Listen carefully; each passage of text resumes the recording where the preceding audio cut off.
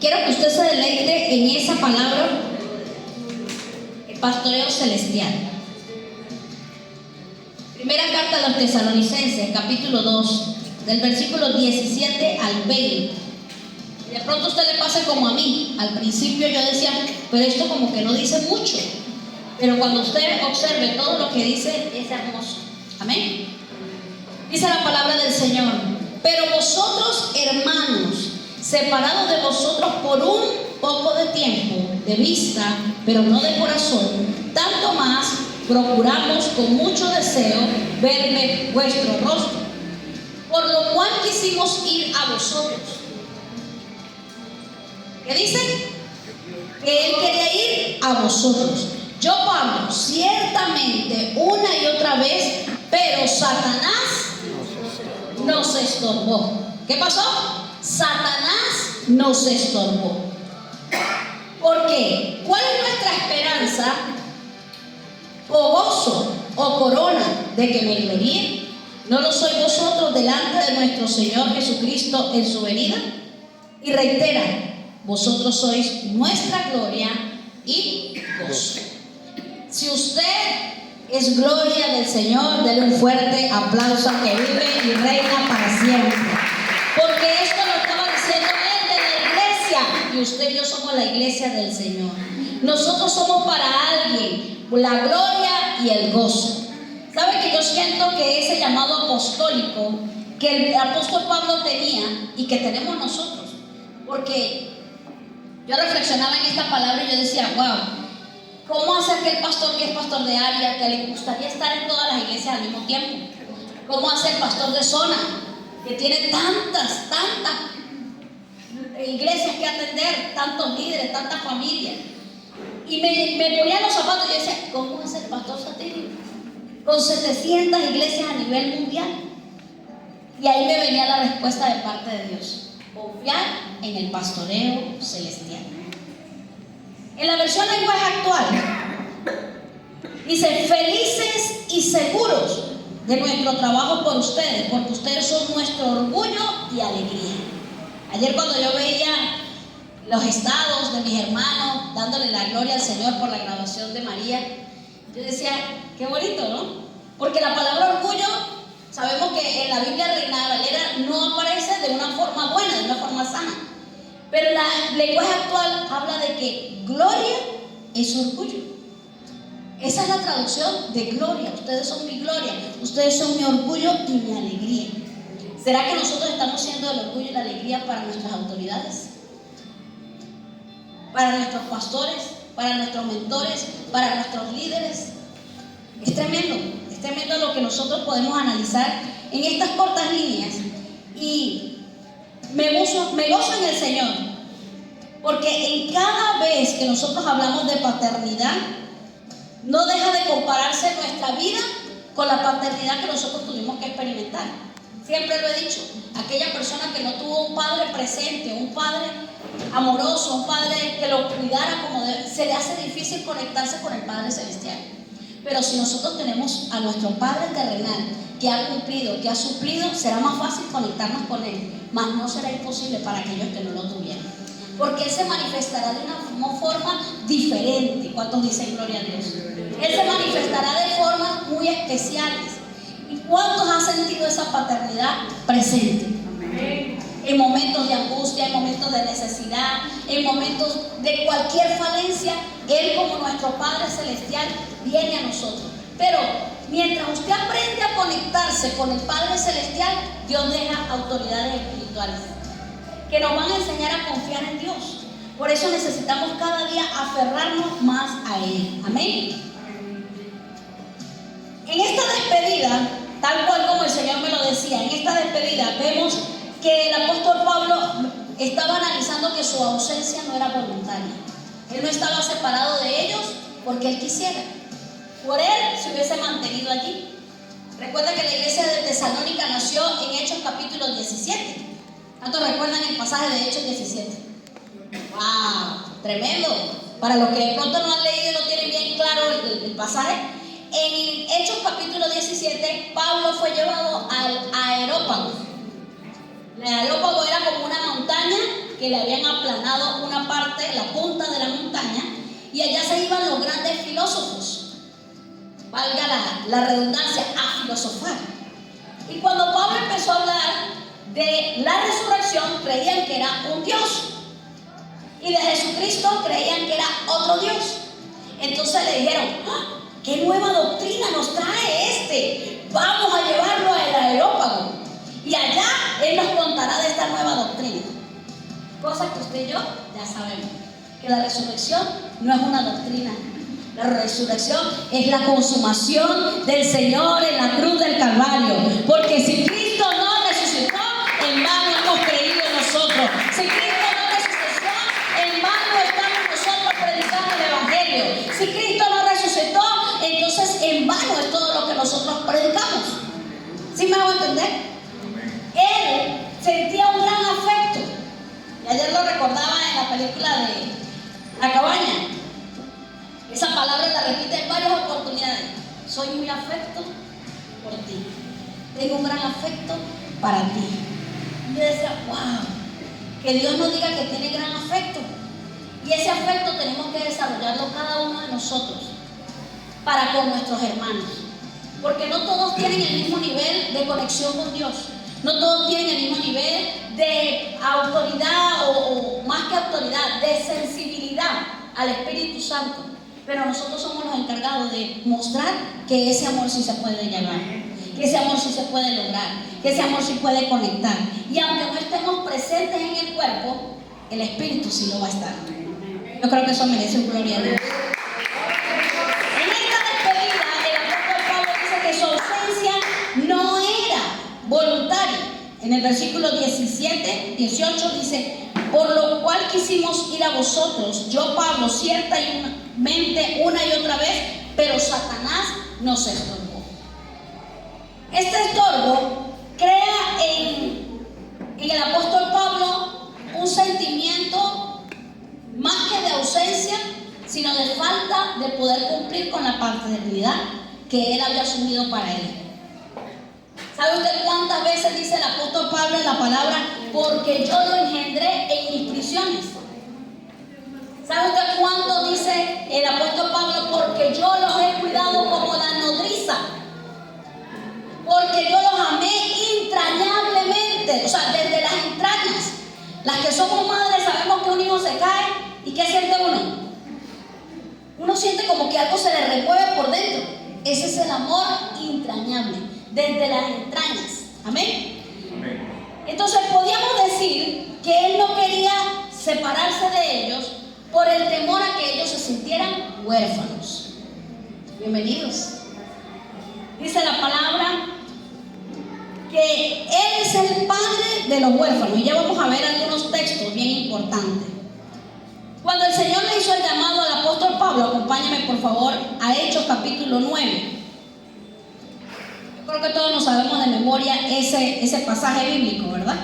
¿Qué le dijo el Señor a Ananías? Porque Ananías no quería ir a orar por el apóstol Pablo, porque en ese tiempo era Saulo de Tarso. ¿Y cómo era? Un perseguidor de la iglesia, un asesino. Las ropas de Esteban, cuando lo mataron, lo apedrearon, se las colocaron a los pies a él. Y esa fue la única predicación que él pudo recibir.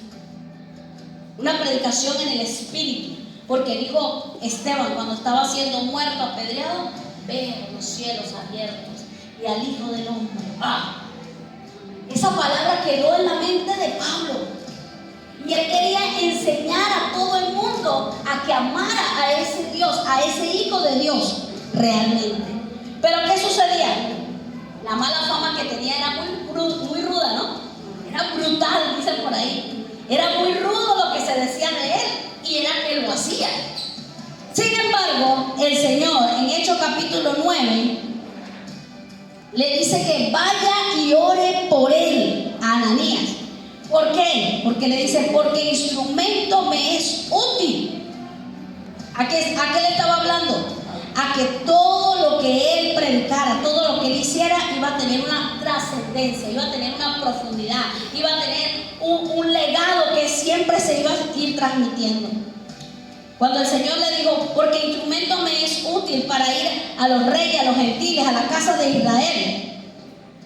Esto significaba que él iba a tener una expansión en su llamado, que él no se iba a poder quedar establecido en un solo lugar.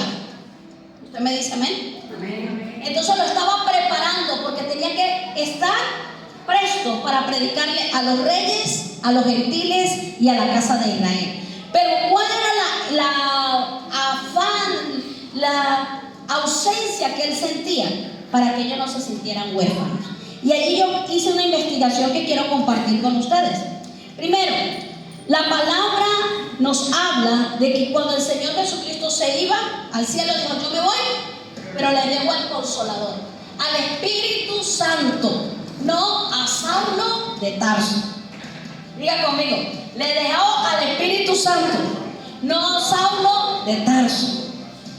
Ahora, cuando dice la palabra que él no quería que quedaran huérfanos, o esa era la ausencia que él sentía, busqué qué significaba la palabra orfandad o huérfano. La palabra orfandad o huérfano viene del griego orfanos y significa privado de padre o abandonado. Él como apóstol no quería que ellos se sintieran abandonados. Algunos de nosotros en algunos momentos nos hemos sentido abandonados, ¿sí o no? Amén. ¿Por qué? Porque el Padre espiritual, el que nos vio nacer, de pronto no ha estado allí, presente como debía estar. Pero el Espíritu Santo nunca nos ha dejado, nunca nos ha abandonado, siempre nos ha consolado. Y si no está Él, Dios envía a otra persona para que también nos dé. En el latín es orpanus, y orpanus significa niño sin padre, que lo haya perdido en un accidente o que lo haya abandonado. O sea, es como más amplio el concepto. Un niño sin padre por la razón que sea. Pero en la Biblia es alguien que fue privado de sus padres. O sea, no fue que el papá lo abandonó tanto, sino que haya sido privado de sus padres por alguna razón externa. Y yo busqué qué significaba o cuáles eran los principales problemas que podía desarrollar un niño que era privado de sus padres. Y le digo algo, me hizo llorar. Me hizo llorar el estudio porque yo decía, Dios, ¿qué cuidado has tenido tú de nosotros? Que aunque Él es Padre y es Espíritu, que aunque Él está con su Hijo sentado a la diestra como abogado para interceder por nosotros, Él se preocupó de que aquí en la tierra no estuviéramos solos. Él se preocupó porque el Espíritu Santo llenara todo vacío y todo faltante. ¿Usted se imagina que nosotros como cristianos tuviéramos este desenfreno o estas enfermedades que pueden venir por causa de la orfandad? Miren la primera. El primer problema que puede tener un niño huérfano es a nivel de salud mental, porque le puede venir depresión y ansiedad. Y hemos visto las consecuencias de la ansiedad. Entonces yo sacaba una conclusión así, ¿no? Muy personal. El pastor Ariel Muñoz, que son hombres estudiosos de la Biblia y de las profecías, decía que la próxima pandemia del año 2030 en adelante no iban a ser pandemias biológicas, sino enfermedades mentales. Y yo decía, wow, cuando veía esas explosiones y todos esos niños que estaban quedando huérfanos, qué resentimiento, qué dolor, qué rencor, qué podían transmitir a las siguientes generaciones. O sea, que es una guerra de nunca acabar. ¿Sí me hago entender? Solo Dios puede paralizar eso. Porque ¿a qué punto llega una persona, creo que le llaman kamikaze? ¿Sí es así que se llaman? Los kamikaze, que son los que se llenan de bomba y se explotan en un avión, en un centro comercial. Y dice, pero lo hice por Jehová, lo hice por Dios, lo hice por defender la práctica. ¿Cómo se llama? Por Alá, porque son, sí. Pero el caso es que la depresión, la ansiedad, o sea, antes de morir en esta depresión, de sentirme huérfano, prefiero llevarme unos cuantos. Terrible, terrible. Pero ese es el pensamiento. Usted no lo crea. Busque, investigue para que usted vea. La depresión y la ansiedad. La segunda enfermedad que conseguí es el TPT. Diga conmigo, TPT. TPT, esas son las siglas de trastorno de estrés postraumático. trastorno de estrés postraumático. Ese tipo de trastorno lo puede evidenciar un niño que ha pasado por un divorcio, un niño que ha pasado por la muerte de unos padres en un accidente. Y eso no solamente para los niños. Hay personas que también sufren de ese trastorno de estrés postraumático. Veía en estos días una noticia muy triste de pastores que de pronto se han dejado llevar por la tentación y han hecho estragos. Se han dejado llevar por la parte sexual, por la lujuria, y han llegado a hacer daño no solamente a las ovejas, sino a sus propios hijos. Yo decía, ¿cómo se levanta una persona a predicar el evangelio después de haber tenido una experiencia traumática tan fuerte como ella? La tercera enfermedad, el sentido de pertenencia muy baja y baja autoestima. Se siente que nadie lo quiere, se siente que nadie lo ama, se siente que todo el mundo lo rechaza. Y es triste. Yo recuerdo que yo escuchaba muchas historias así, de personas que le tocaba salir, y hoy día ha pasado. Personas que por la necesidad económica se han ido del país y han dejado criando los hijos con los abuelos, con los tíos, y el tío no tiene el mismo amor, ni el mismo cuidado, ni la misma dedicación que puede tener un padre. Y han habido violaciones, han habido demasiadas cosas terribles que han pasado. Hoy día de pronto no sale mucho a la luz, porque sabemos que lo mínimo que se dice de una vez se expande como pólvora por las redes sociales. Pero de aquí a un tiempo usted va a observar todas las cosas que fueron saliendo a partir de la falta de que los padres estén con sus hijos. Lo otro, el aislamiento social. Estos son problemas que puede tener un niño que ha caído en orfandad. Ahora, llevémoslo al mundo espiritual. ¿Será que en la iglesia nosotros hemos experimentado problemas de salud mental como depresión y ansiedad? ¿Lo ha experimentado usted? Yo lo he experimentado y no me da pena decirlo. No me da pena decirlo. Porque justamente en el año que yo llegué, el primer año fue glorioso. Y la semana pasada lo recordaba el hermano, ¿no? Dijo, mientras todos estábamos con la crisis aquí, la iglesia estaba full. ¿Te acuerdas que el hermano lo dijo? Pero cuando ya ha ido pasando la situación económica, se ha pasado, como quien dice, el zarando, se ha cernido los que realmente tenemos un compromiso con Dios, los que realmente esperamos en Dios, los que realmente decimos, Él es nuestro Padre, y llueve, truene, relampaguee, estamos en la casa de Dios, buscando de su palabra, buscando de su presencia y siendo obedientes a Él. Los felicito. Hoy de verdad, de parte del Señor, yo le felicito por usted permanecer. Pero debemos seguir llevando las buenas nuevas para que otros también puedan permanecer. Amén. El aislamiento social es comparado en la psicología como la montaña rusa de las emociones. ¿Cómo se compara? Con una montaña rusa de las emociones. Un día nos podemos sentir, que venga hasta el diablo que le predico y lo convierto. Y otro día, ¿quién me librará de este cuerpo de muerte? Es que yo soy un gusano, despreciado. No. Lean los salmos. ¿Cómo comienza la mayoría de los salmos? Sintiéndose menospreciado, sintiéndose rechazado, pero cuando iba al lugar secreto, cuando iba a la oración, cuando iba realmente a conseguirse con su Padre, él sabía, pero mire, aunque un ejército acampe alrededor de mí, no temerá mi corazón. Aunque contra mí se levante guerra, en ti yo estaré confiado. Cuando dice gloria a Dios, hoy nosotros no estamos huérfanos. Y esa es la palabra que el Señor me colocaba en el corazón. No estamos huérfanos. Aunque tengamos ausencia de nuestros padres terrenales, nuestro Padre Celestial se ha encargado de dejarnos a su Santo Espíritu para que Él nos guíe, para que Él nos corrija, para que Él nos oriente, para que Él nos abrace. ¿Cuántos han sentido el abrazo del Señor? Mire, uno puede estar en la casa llena de gente, con muchas personas alrededor, pero se puede sentir huérfano.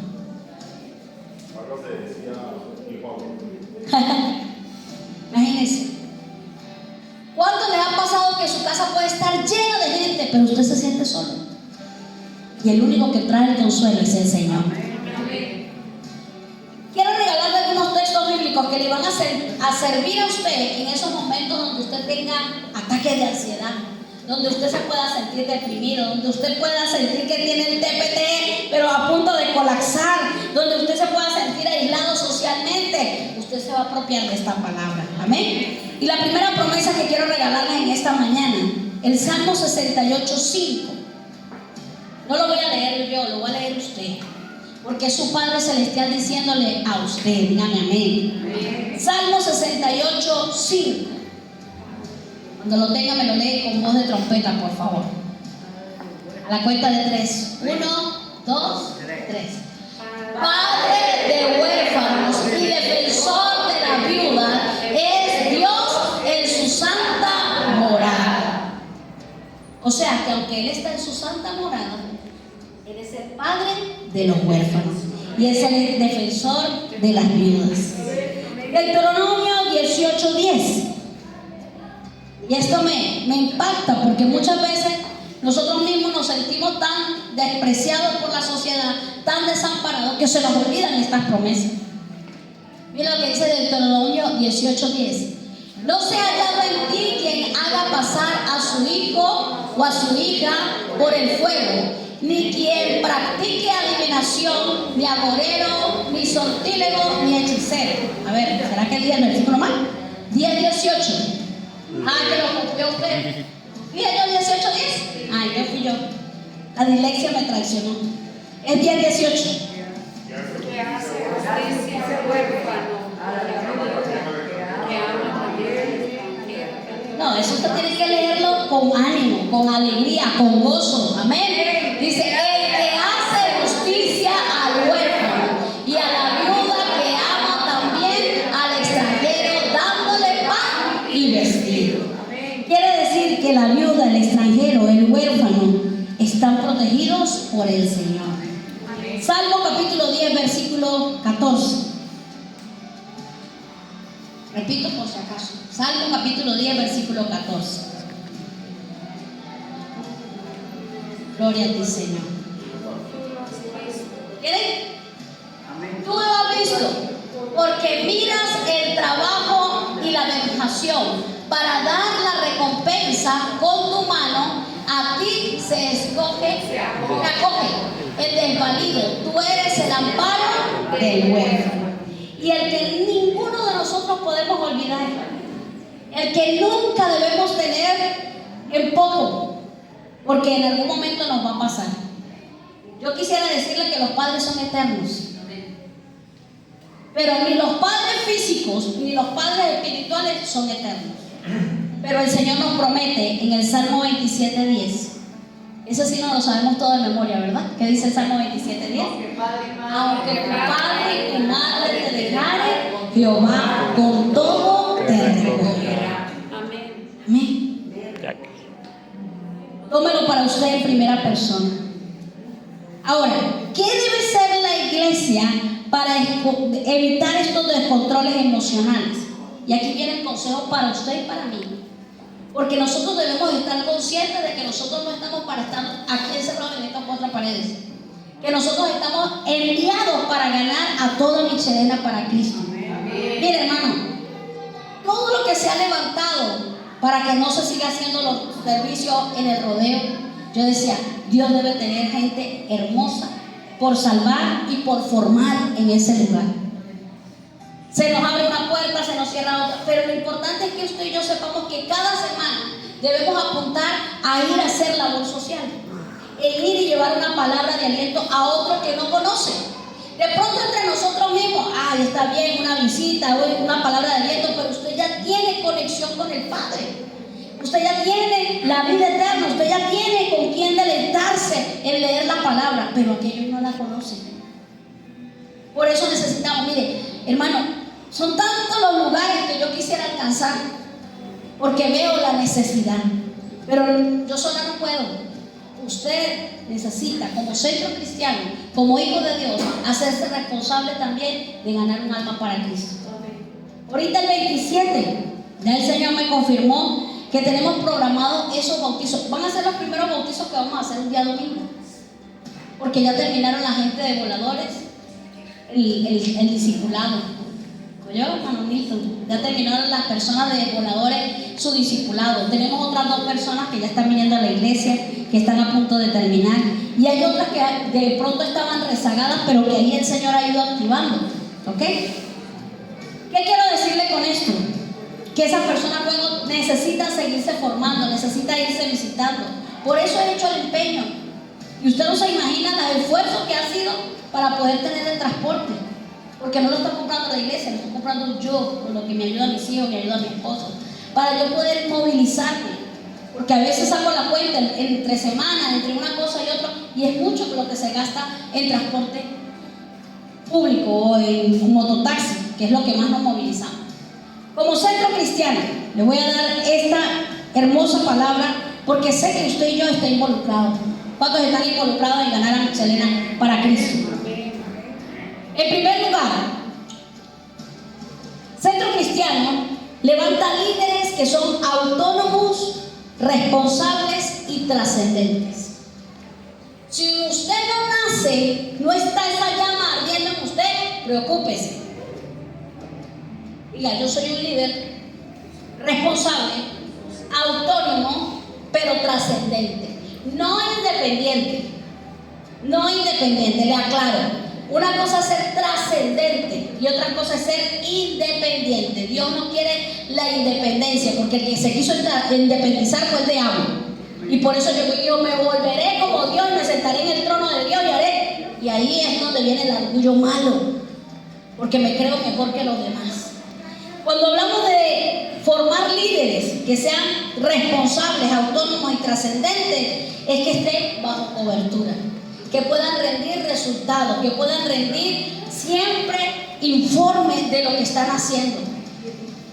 A veces me preocupa que pase un año y no haya una conversión en un grupo bíblico. No a veces, todo el tiempo. Porque yo digo, no puede ser la conversión solamente aquí en la iglesia.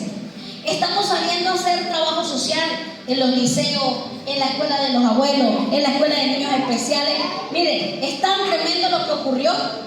Doy gracias a Dios por la vida de nuestro hermano Javier, que nos ayudó el jueves, nos ayudó el sábado para cumplir con esas 2 actividades. Y cuando hablaba con el profesor, el profesor decía, pastora, yo quiero que sigan viniendo, yo quiero que le den palabra. De pronto no tanto por los niños, sino por los padres, porque esos padres se sienten ansiosos de ver qué futuro le espera a sus hijos. Yo creo que un padre, Dios nos guarde, un padre que tenga un niño especial se siente ansioso de qué va a pasar el día que él no esté. ¿Sí se ha puesto usted a pensar en lo que puede estar experimentando un padre así? Porque lo más lógico es que uno ve que los muchachos van creciendo, ¿verdad? Y uno se prepara psicológica, emocionalmente, que algún día se van a casar, que se van a ir a estudiar en la universidad en otro lugar, que después ya lo veré cada cierto tiempo, ya después me traerán los nietos. Pero un niño especial, que siempre va a ser como tener un niño en la casa. Hermano, el día que yo estaba predicando allá, yo me quebré. ¿Verdad, hermano Javier?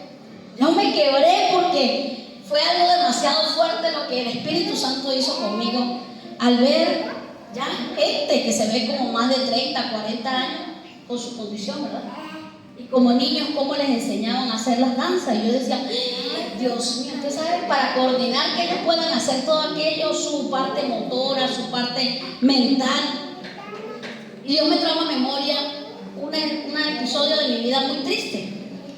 Porque es que a veces creemos que porque llegamos a Dios, todo va a ser perfecto, todo va a ser color de rosa, no vamos a pasar por problemas. Pero ¿dónde está la prueba de fuego?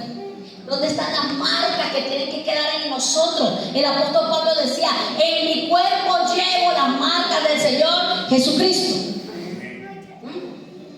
Entonces queremos tener un evangelio light, sin problemas, sin complicaciones. Pero ¿cómo aprendemos a conocer al Dios sanador si no hemos pasado por una circunstancia de enfermedad? ¿Cómo aprendemos a tener al Dios proveedor si no hemos pasado por una circunstancia de necesidad? ¿Cómo aprendemos a conocer al Dios que pelea tus batallas si nunca has tenido un enfrentamiento?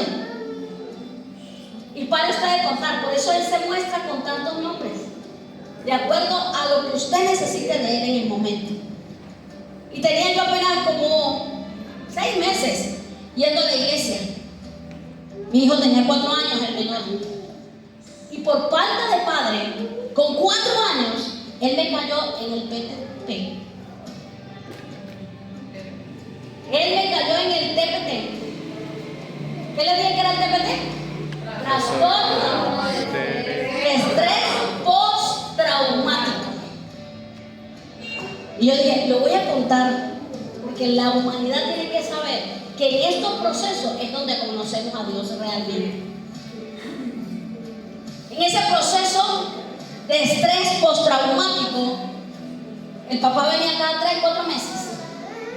Y cuando venía, se iba en la madrugada para que el niño no lo viera, para no tener que despedirse del niño. Hermano, ese niño empezaba a buscar al papá por toda la casa. Y cuando no lo veía, empezaba a llorar y a pegar gritos y decía, ¡mi papá! ¡Mi papá! Y se daba golpes contra la pared. Se daba durísimo en la cabeza.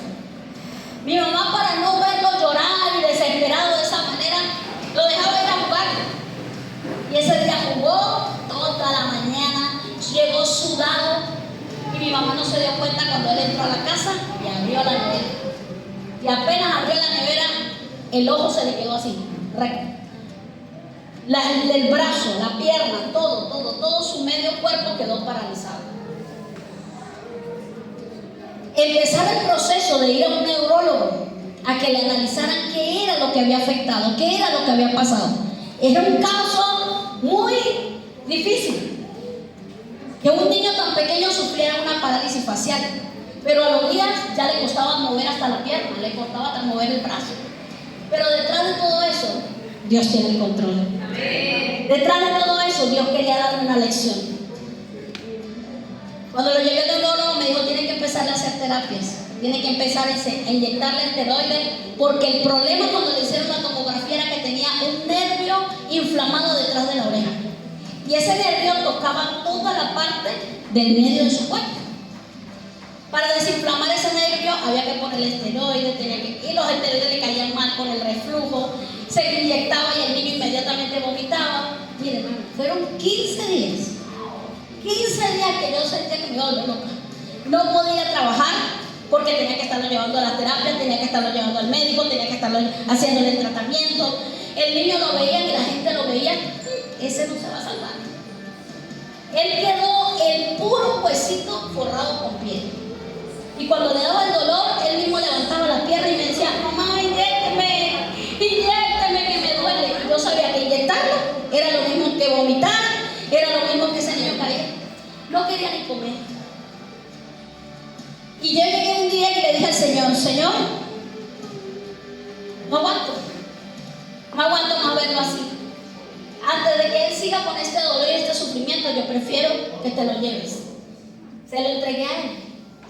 Porque las terapias y los tratamientos que le tenían que hacer, no sabía qué era más triste. Si verlo a él, tener que soportar 10 corrientazos, calor, corriente, calor, corriente, calor. Era un lugar que le trabajaba en la parte neurológica. Pero en la otra parte, que yo ni sabía que eso existía, queda por la 19 de abril. Entonces le trabajaba en lo que era la parte de motora, el brazo, la pierna. Pero no era solamente el hecho de verlo a él, que en comparación a los demás niños que estaban ahí, él estaba bien. Él aparentemente se veía muy bien, porque aunque le costaba mover su piernita, caminaba. Pero tuve que ver niños con síndrome de Down, con cualquier síndrome tan tremendo. Ver que las mamás tenían que estar con el pañuelito porque no eran capaces ni siquiera de tragar la propia saliva. Ver a niños que para que agarrar una pelotita y sostenerla, ya la mamá decía, ¡bien! ¡Lo hiciste! Y una vez se queja porque tiene los ojos tremendos, porque tiene los ojos que se le encaraman en un lugar y en otro. Yo tuve las dos partes. Tuve el que era hiper mega contra archi tremendo, que se montaba en las escaleras, en las ventanas, en todo lugar. Y tuve el tranquilo, el pacífico, el que tuve que cargarlo en mis brazos, porque ya no se aguantaba. Y en esos días el Señor me mostró un sueño. Y fue un sueño tremendo, Porque ese día que yo le dije al Señor, Señor, prefiero que te lo lleves antes de verlo sufrir como está sufriendo. Y oré y hablé con el niño. Imagínense, con 4 años, ¿qué me podía entender? ¿Qué edad tiene su nieto, hermanita? 3. Bueno, un poquito más grande que él. Y entonces yo le decía al Señor, y él oraba conmigo. Y él oraba conmigo y decía, mamá, no quiero que me duele la cabeza, mamá, no quiero que me duele la cabeza. Mire, hermano, una cosa es decirlo y contarlo ahorita, y otra cosa es tener un cuadro de eso. Pero ese día que yo le dije hacia el Señor, te lo entrego. El niño durmió como 3 horas. Y a las 3 horas me dijo, mamá, tengo hambre. Deme comida, mamá. Y yo fui y le hice el caldo y se lo di. Y yo nada más estaba así, de una vez con el pote, de una vez con... Hermano, no vomitó. Y en la tarde volví y le di comida y no vomitó. Y al otro día le di comida y no vomitó. Y yo decía, Señor, gracias, Padre. Y cuando lo llevé al neurólogo, el neurólogo se quedó sorprendido. Cuando le hizo nuevamente el examen, dijo, yo me imaginaba que esto iba a durar de 3 a 6 meses. ¿Qué le hizo? ¿Cómo le hizo? En 2 semanas, el niño ya estaba caminando bien. El ojito se le movía bien, su mano se le movía bien. Y hoy día tiene 27 años y me ha hecho la abuela más feliz del mundo. ¿Cuánto le da gloria a Dios? Una cosa que me decía el neurólogo, y eso me quedó sonando: por cada día que él tenga la parálisis es 1 año de vida que se le disminuye. Y yo, imagínense, 6 meses, ¿cuántos días son? ¿Cuántos años son? 180 días. Era demasiado. Y yo me di cuenta que el Señor nos tiene para cosas grandes. Porque ahí empecé a tener sueños donde Dios me usaba para sanar niños con síndrome de Down. Y ustedes saben lo difícil que es, o sea, el milagro tan sobrenatural de transformar la parte neurológica, la parte psicológica, la parte motora. Y yo tenía unos sueños, hermanos, que yo decía, ¿será que me estoy volviendo loca? Porque de verdad, yo me veía, y no en una iglesia pequeña, yo me veía en estadios, donde me ponían las mujeres con los niños todos torciditos, todos así. Y Dios me ponía a orar por ellos. Y los niños inmediatamente hasta la carita les cambiaban. Los niños enderezaban las piernas, los brazos, se ponían erguidos. Y las mamás los soltaban al piso y los niños comenzaban a caminar y a correr. Y ellas sencillamente hacían así, decían, ¡soy libre! ¡Soy libre! Y yo me paraba llorando. Y yo decía, ¿será que me estoy muriendo loca? Por eso me quebranté tanto cuando fui a esa actividad ya con las niñas. Y cuando yo le dije al director, yo necesito venir a orar por los niños. Es un mandato de parte de Dios. Y la profeta que predicó ese día dijo, resucita tus sueños, vuelve a creer. Dios no ha quitado el don que ha colocado en ti. Mire, hermano, eso me estremeció. ¿Verdad, hermano Javier? Que yo me costaba. No, usted no estaba, tú eras su mamá. Hermoso saber que Dios puede usarnos sin límite. Todo es cuestión de que creamos. Y yo dije, voy a empezar a orar nuevamente por los niños. Hemos visto niños de aquí de la iglesia que me lo han traído para orar y cómo han mejorado, cómo han cambiado su lenguaje. No tengo que hacer alarde de lo que yo hago en secreto, porque el Señor que me ve en los secretos me recompensa en público. Amén. Pero una cosa que sí me impresionó fue que cuando yo le dije, ¿cómo hago para venir? Me dijo, no puede ser la semana que viene porque vamos a remodelar, vamos a reconstruir, van a hacer unos arreglos aquí. Yo le digo, ajá, ¿y qué van a hacer? Lo vamos a llevar a unos módulos. Y cuando yo le pregunto, ¿y dónde son los módulos? Aquí en Andrés Bello. Yo le dije, bueno, me lo llevaron al lado de mi casa. Entonces esta semana, con el favor de Dios, estaremos orando también por los niños. Amén. Pero eso no es para mí sola, eso es para todo aquel que cree. Dios le da un llamado específico a cada uno. Cuando yo veía lo de la calle de Azusa, yo decía, qué tremendo el llamado que Dios le hizo a ese pastor. Y él empezaba a adorar y adorar y adorar y se colocaba una caja de madera en la cabeza. Y hasta que el Señor no le decía que se parara a predicar, no se paraba. Pero Dios me empezó a traer jóvenes Y eso yo quiero de verdad que el Señor haga la obra completa. Y cada joven tenía un don especial. Había una jovencita que oraba por tumores y literalmente caían como piedras en el piso los tumores. Uno de los del equipo oraba porque se hicieran manos, porque se reconstruyeran huesos y literalmente se reconstruían los huesos. Otro era especial o especialista o era llamado al don de la liberación y solamente con subir las escaleras del edificio la gente ya empezaba a ser libre. Pregúntale al Señor cuál es el don que Dios te ha regalado a ti. Pregúntale al Señor cuál es la especialidad que el Señor te va a dar, porque el don debe ser perfeccionado. El don, igual que la fe, es un músculo. Mientras usted no lo practique, no lo va a poder desarrollar. Amén. Amén. Lo segundo, ¿cómo puede hacer la iglesia para evitar estos descontroles emocionales? Primero, tener líderes que sean autónomos, responsables, trascendentes, que puedan pasar más allá. Amén. Que puedan tener cobertura, que manejen la visión. Segundo, que puedan tener conciencia de que la iglesia siempre va a tener un pastor, pero el pastor nunca va a ser dueño de una iglesia. Como pastor cuesta decirlo, yo, porque uno se enamora, se encariña con las ovejas, se encariña con las personas, uno se goza de ver el crecimiento. Mire, yo me gozo de ver a la hermana Silvia abriendo puertas. Yo me gozo de ver a la hermana Cecilia ya caminando. Yo me gozo de verlos. ¿Por qué de pronto me gozo más con ellos? Porque están apenas aquí, porque los vine a hacer. Con los demás también me gozo, obviamente, porque veo el crecimiento, ¿sí? Pero los que yo he visto nacer aquí en la iglesia, me gozo muchísimo de verlos triunfando, de ver al hermano Wilmer, de verlo predicando, de verlo llevando la palabra. Emeley, aunque no nació aquí literalmente, pero nació en centro cristiano y he visto que ha llevado toda la secuencia y ha ido apegándose a la visión. Pero sepa siempre que una iglesia siempre tendrá un pastor, pero un pastor nunca va a ser el dueño de la iglesia. En cualquier momento uno es movido, trasladado. ¿Y qué va a pasar? Usted sigue sirviendo al Señor con amor, con dedicación, con esmero, porque el que dio su vida por usted en la cruz del Calvario se llama el Señor Jesucristo, y Él es el que va a seguir formando en usted el carácter de Cristo. Tercero, la iglesia debe tener participación en los planes para ayudar, para contrarrestar las tinieblas. Debemos dejar de tener miedo a la liberación, debemos dejar de tener miedo a que Dios se manifieste de una manera total y absoluta en las vidas. Cada persona que llega necesita ser liberada. Y a veces nosotros mismos somos los primeros que nos negamos a pasar al frente porque, no, qué pena, que me van a orar algo. Y nos resistimos. Y el Señor quiere tener una iglesia sana y libre. Amén. En conclusión, tengo 3 conclusiones.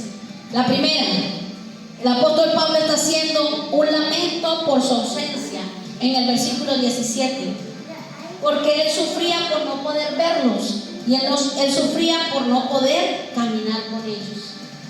¿Cuánto dicen gloria a Dios? Nos duele cuando alguien se enfría y se va, nos duele, pero qué tremendo cuando es nosotros los que tenemos que ser movidos. Queremos que la iglesia permanezca. Amén. Segundo, él tenía un lamento por la oposición de las tinieblas. Él no se aferró, sino que siguió expandiéndose, porque él confiaba total y absolutamente en el pastoreo celestial. El enemigo me estorbó llegar a un lugar, pero decía una amiga mía, si me sacan por la puerta me meto por la ventana. ¿Será que nosotros estamos siendo persistentes de esa manera? Mire, yo tengo gente que tiene 1 año, 2 años de bautizada y le sigo insistiendo. Siga preparándose, siga capacitándose, siga estudiando, siga formándose. Y en el momento que uno menos se imagina, listo.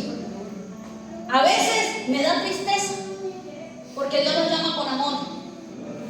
Algunos llegan cuando ya han pasado el proceso de dolor y a otros llegan cuando ya ha pasado el proceso de desesperación. Atienda el llamado con amor, es mi recomendación. Dentro de esta segunda conclusión, quiero darle, él no se aferró, sino que él siguió expandiendo el evangelio. Él nos da ejemplo de confiar en Dios, que Él es el que mejor nos cuida. Si usted deja ir a su hijo a estudiar en la universidad estaría la hermana Zulia ahorita? Angustiada, desesperada, pero usted confía en que Él es su Padre Celestial y Él la va a cuidar, y Él la va a redarguir, y Él la va a corregir, y Él la va a orientar, y Él la va a afirmar en el nombre de Jesús. Nada de lo que nosotros hacemos con nuestros hijos pasará en vano. Hoy día yo veo a mi hijo, lo excelente padre que es. Yo digo, Señor, gracias porque lo sanaste. Lo sanaste de la ansiedad, lo sanaste de la depresión, lo sanaste del trastorno de postraumático, y sobre todo lo sanó como padre. Porque a veces yo veo tanta dedicación y me preocupa, porque como yo no lo vi, me preocupa que Él se para y hace el tetero, que Él se para y lo atiende, a veces yo veo a Valeria y le dice, póngale usted la ropa porque usted le hace los outfits más bonitos. Tú le haces las combinaciones más bonitas. Y es el saber que Él sabe que cuenta con un Padre presente. Amén.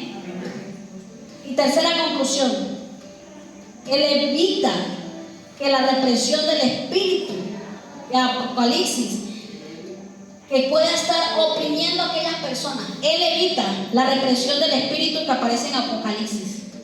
Cuando usted y yo tenemos la confianza en que Dios es nuestro Padre, Él se encargará de que no se adoctrine con la doctrina de Balaam. Él impedirá que se adoctrine con la doctrina de los nicolaitas. Él impedirá que seamos adoctrinados con la doctrina de Jezabel. ¿Quiere más? Investigue, profundice. Pero ninguna de esas tres doctrinas se va a afirmar en la casa del Señor. Y Él por eso le hablaba con tanta firmeza a todas las iglesias. Pero con esta iglesia que amaba tanto, le daba esas advertencias tan puntuales. El exceso de paternidad nos quita la seguridad en la veracidad de la palabra. Escuchen bien lo que le estoy diciendo. El exceso de paternidad nos quita la veracidad de la paternidad de la palabra. La palabra es Cristo. No puede ser que yo todos los días tenga que llamar al líder, al pastor. ¿Con qué voy a hacer el devocional? ¿Qué palabra te dio Dios para mí? ¿Me puedo vestir así o me puedo vestir asado? Eso es exceso de paternidad. Entonces va a quitar la veracidad de la palabra. El exceso de paternidad trae control sobre las vidas. Una sobreprotección que puede afectar, porque entonces la persona se siente insegura de movilizarse, de ir a otro lugar.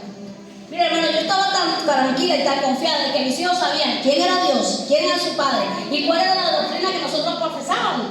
Que cuando íbamos de vacaciones nos tocó ir a iglesias metodistas, nos tocó ir a iglesias conservadoras, y tenemos los mejores, como le digo, los mejores testimonios. En una llegamos y estaban sentadas las mujeres de un lado y los hombres de otro lado, y las mujeres andaban con su velo y su ropa era con las faldas largas hasta los tobillos, y uno veía sus caritas lavadas, santidad, bellísima. Pero ellos no estaban acostumbrados a eso. Y ellos decían, mamá, nosotros somos varones, pero no nos vamos a sentar allá donde están los hombres. Y yo, papi, tranquilo, uno tiene que sujetarse. Y entonces decía, mami, no me quite de aquí, no me quite de aquí. Y llegaban y me agarraban y me decían, mamá, sácame de aquí, sácame de aquí. Cuando sacaron la charrasca y potes de pintura, eso eran los tambores. Pero se movía el Señor de una manera espectacular. Después que terminó la alabanza, yo me quedé sorprendida, porque aunque yo andaba en pantalones, andaba maquillada, andaba peinada, me veían como que era un bicho raro. Sin embargo, me dieron un versículo bíblico para leerlo. Y yo decía, ay, tan bonito, tan lindo el Señor, ¿no? Y lo leí, lo expliqué. Y cada año que nosotros íbamos de vacaciones, yo decía, vacaciones espirituales no hay. Así que el domingo es el día del Señor. En la iglesia que sea, mientras sea sana doctrina, nos metemos. Y en cada iglesia, mire, es que lo recordamos como si fuera ayer.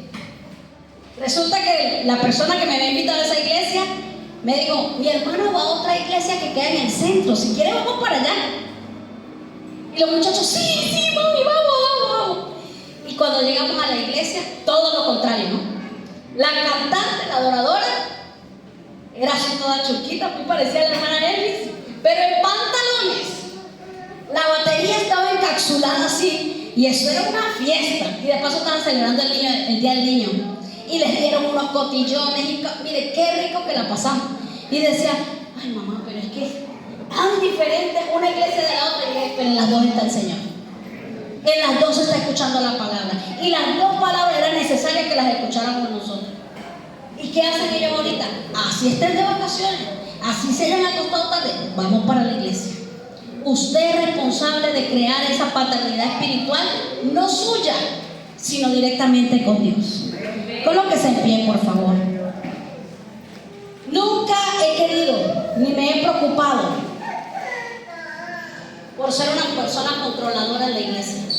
Siempre he dejado que la persona vaya tomando conciencia de su capacitación, de su preparación, de su llamado y de las cuentas que le va a rendir al Señor.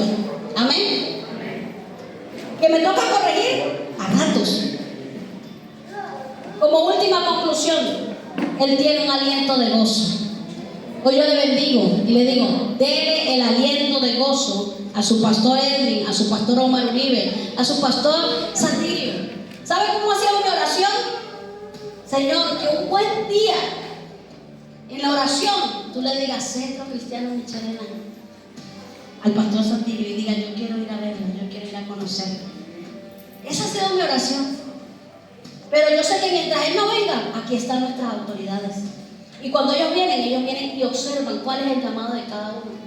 Observan la fidelidad con los años que han pasado y que usted se mantenga firme. Observa cuando usted va a las reuniones allá en San Cristóbal a recibir formación y capacitación en el FAMI, en la capacitación de los jóvenes. Ahorita que viene el aniversario es una gran oportunidad que usted le demuestre primeramente al Señor y segundo a nuestro Padre Espiritual que le estamos siendo fieles a Dios. Aproveche el tiempo. Tenemos un mes para prepararnos.